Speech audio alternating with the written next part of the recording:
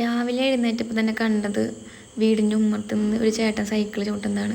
പിന്നെയാണ് എനിക്ക് മനസ്സിലായത് മൂപ്പര് സൈക്കിൾ ചവിട്ടല്ല, വീട്ടിലെ കത്തികളൊക്കെ മുറിച്ച് കൂട്ടുകയാണെന്ന്.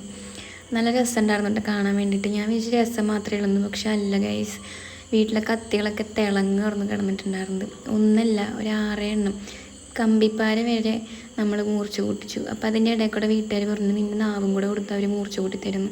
പക്ഷെ എനിക്കറിയാം എൻ്റെ നാവ് മുറിച്ച് കൂട്ടേണ്ട ആവശ്യമില്ല, ഞാൻ വളരുന്നതിൻ്റെ ഒപ്പം തന്നെ എൻ്റെ നാവും വളരുന്നുണ്ടെന്നുള്ളത് എനിക്ക് നന്നായിട്ട് അറിയാം.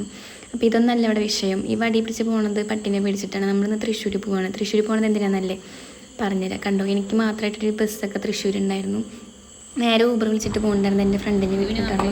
ഓളുടെ പ്രൊഡക്റ്റിനെ പറ്റി നമ്മൾ പരിചയപ്പെടാം. കണ്ണിൽ കണ്ടതൊക്കെ പ്രൊഡക്റ്റാണ് വെച്ചിട്ട് പെൻസിൽ വരെ ഞാൻ പ്രൊഡക്റ്റാക്കി ഗൈസ്. ആത്മാർത്ഥതയാണ് നിങ്ങൾ ഈ കണ്ടുകൊണ്ടിരിക്കുന്നത്.